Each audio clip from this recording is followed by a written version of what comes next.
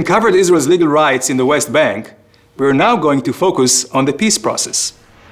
Many suggest that Israel's presence in the West Bank, what some people call the occupation, is the cause of Palestinian hostility towards Israel, and the reason there is no peace.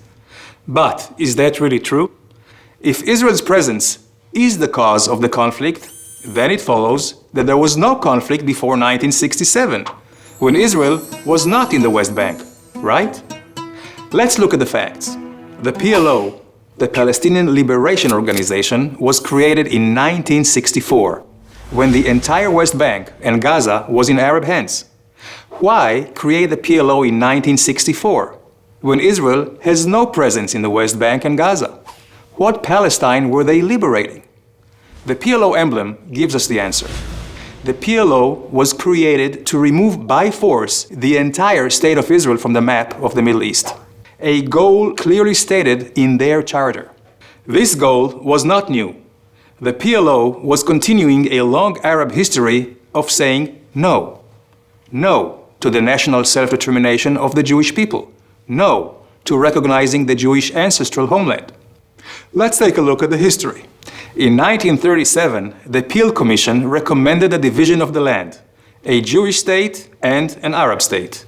The Arab portion would include 96% of the territory that the League of Nations had originally designated for the Jewish homeland.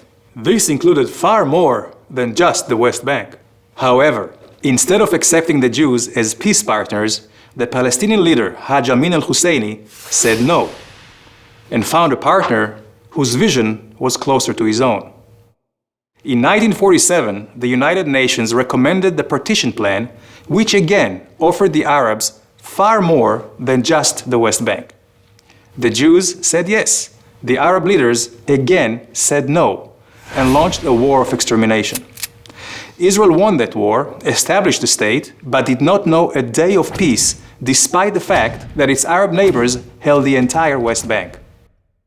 The Arabs continued saying no. They attacked Israel relentlessly, using the West Bank as a launching pad, until Israel took it over in a war of self-defense in 1967.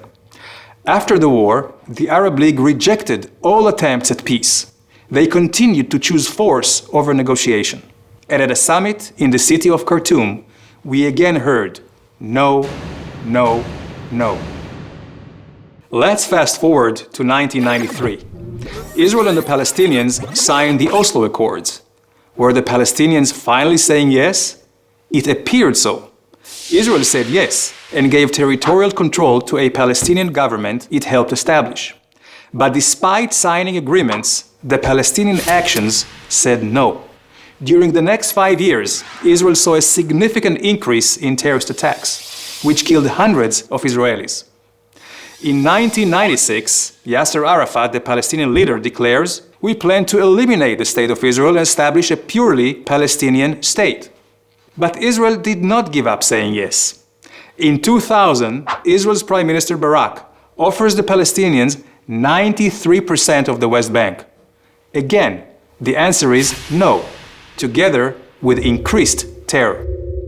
In 2005, Israel withdraws from the Gaza Strip, uprooting 8,500 Israeli citizens, hoping to advance peace. The Palestinians again say no. This time they increase rocket attacks from Gaza against Israeli civilians by over 500%. In 2008, another Israeli attempt at yes. Prime Minister Olmert accepts nearly all Palestinian demands, including handing over almost 100% of the West Bank with minor land swaps. The Palestinians, again, no. So what can we conclude? 1. The conflict was not caused by Israeli presence in the West Bank. The real cause of the conflict, until today, is the long-held Arab history of saying no. No to peace, no to the existence of Israel. Because no is consistent with Palestinian policy, education, and media. Political and religious leaders continuously promote Israel's destruction. 2. Israel has said yes for decades and has proven that by signing peace with Jordan and Egypt. So, where do we go from here? How do we achieve peace?